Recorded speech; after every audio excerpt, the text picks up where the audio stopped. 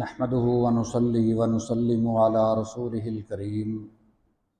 اما بعد خادم رسول سیدنا انس بن مالک رضی اللہ تعالیٰ عنہ بیان کرتے ہیں کہ رسول اللہ صلی اللہ علیہ وسلم نے سیدنا معاذ بن جبل رضی اللہ تعالیٰ عنہ سے فرمایا، اے معاذ، کیا میں تمہیں ایک ایسی دعا نہ بتلاؤں کہ جب تم وہ دعا کرو، اللہ سے وہ دعا مانگو، تو اگر تم پر احد پہاڑ کے برابر قرض ہو تو اللہ وہ بھی ادا فرما دے۔ پھر نبی کریم صلی اللہ علیہ وسلم نے حضرت معاذ کو وہ دعا سکھائی۔ یہ دعا ہمیں بھی یاد کرنی چاہیے۔ یہ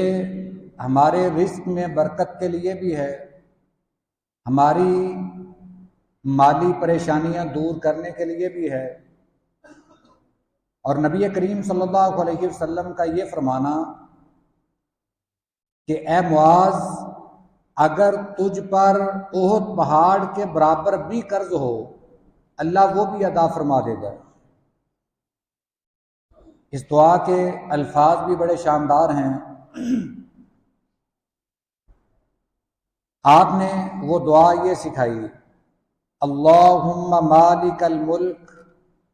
تؤتی الملک من تشاء وتنزع الملک ممن تشاء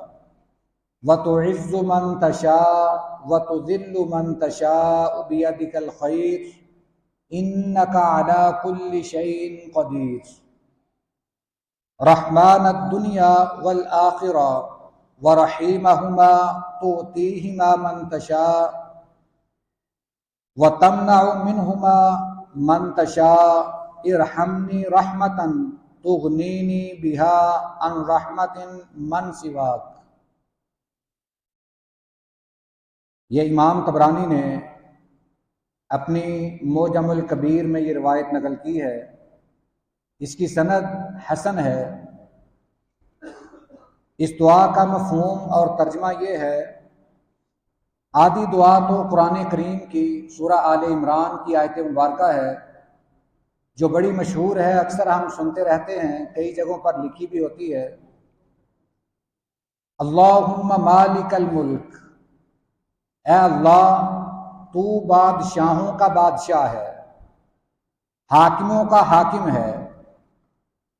تؤتی الملک من تشاء، تو جسے چاہے بادشاہت عطا کر دے، وتنزع الملک ممن تشاء، اور جس سے چاہے بادشاہت حکمرانی چھین لے، وتعز من تشاء، اے اللہ تو جسے چاہے عزت عطا فرما دے،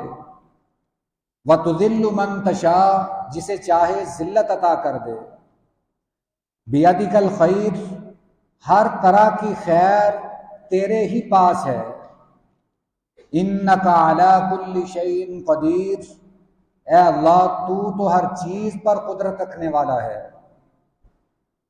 رحمان الدنیا والآخرہ، دنیا اور آخرت کے رحمان، ورحیمہما، اور دونوں جہانوں کے رحیم۔ یہ رحمان اور رحیم اگرچہ ان کا مفہوم قریب قریب ہے، رحمان کا مطلب ہی رحم کرنے والا اور رحیم کا مطلب بھی رحم کرنے والا، مگر اس میں تھوڑی سی مفسرین تخصیص یہ کرتے ہیں کہ رحمان کا لفظ یہ دنیا میں سب کے لیے ہے، کافروں پر بھی اللہ مہربان ہے، اپنے فرما برداروں پر بھی مہربان ہے، مگر قیامت والے دن اللہ کافروں پر رحمان نہیں ہوگا، صرف اپنے بندوں پر کل قیامت والے دن رحم فرمائے گا۔ اور رحیم کا مطلب ہے کہ اللہ دونوں جہانوں میں رحم کرنے والا ہے، یعنی ایک لفظ میں کفار اللہ کی رحمت سے محروم ہیں، وہ آخرت کا جہان ہے۔ دنیا میں تو اللہ سب کو نوازتا ہے، اللہ کا کوئی نافرمان ہے اللہ اسے بھی دیتا ہے، بلکہ بعض اوقات ہمیں یہ نظر آتا ہے کہ شاید اللہ نے کافروں کو زیادہ نوازا ہے۔ یہ تو نبی کریم صلی اللہ علیہ وسلم کی حدیث مبارکہ بھی ہے کہ یہ دنیا مومن کے لیے قید خانہ ہے اور کافر کے لیے جنت ہے۔ یہ کافر کے لیے دنیا جنت کا کہنا اسی وجہ سے ہے، اسے پتہ نہیں ہے کہ یہ میری جنت کب ختم ہو جائے گی، اسے اپنی زندگی کا بھی نہیں پتا۔ مگر جو مومن کی جنت ہے اسے یہ نہیں پتا کہ میرا یہ دنیا کا قید خانہ، اس سے میں کب آزاد ہوں گا، مگر آخرت میں جو اسے گھر ملے گا، جنت ملے گی،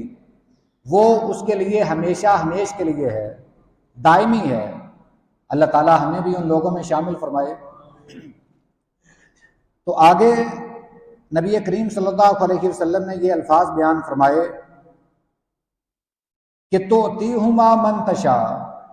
اے اللہ تو دونوں جہانوں میں جسے چاہے نواز دے، دنیا میں بھی اور آخرت میں بھی۔ وَتَمْنَعُ مِنْهُمَا مَن تَشَاءُ، اور جس سے چاہے چھین لے، روک لے، یعنی نہ دنیا میں دے نہ آخرت میں دے، یہ بھی تیری مرضی ہے۔ ارحمنی رحمتاً تغنینی بہا الرحمت من سواک، یہ جملہ بڑا پیارا بھی ہے اور قیمتی بھی ہے کہ اے اللہ مجھ پر اپنا رحم و کرم اتنا کر دے کہ دنیا کے کسی بھی شخص کے رحم و کرم پر میری نظر ہی نہ جائے، دنیا کے کسی بھی شخص کے رحم و کرم کی طرف میں دیکھوں بھی نہ، مجھ پر تو اپنی جناب سے اس قدر رحم و کرم فرما دے۔ اور یہ دعا نبی کریم صلی اللہ علیہ وسلم نے اپنے لاڈلے صحابی سیدنا معاذ بن جبل رضی اللہ تعالیٰ عنہ کو سکھائی۔ اگرچہ یہ کچھ الفاظ اس میں زائد ہیں، یہ دعا ایک قرآن کریم کی آیت ہے اور کچھ نبی کریم صلی اللہ علیہ وسلم نے اس آیت کے ساتھ اضافی الفاظ بیان فرمائے ہیں۔ یہ اگر 2-4 دفعہ ہم پڑھیں تو یاد ہو سکتی ہے، مگر اس کا فائدہ یہ ہے اللہ پر توکل مضبوط ہوگا اور اللہ ہمارے رزق میں برکت دے گا، اور خاص طور پر جو دنیا میں مالی طور پر پریشان ہے، کاروبار کی وجہ سے یا مقروض ہے، اس کے لیے تو یہ دعا بہت قیمتی ہے۔ بہت پہاڑ کے برابر آپ نے فرمایا کہ اگر قرض ہو اللہ وہ بھی ادا فرما دے گا اس دعا کی برکت سے۔ اللہ تعالی ہمیں یہ دعا یاد کرنے کی اور پڑھنے کی بھی توفیق عطا فرمائے۔ وآخر دعوانا ان الحمد للہ رب العالمین۔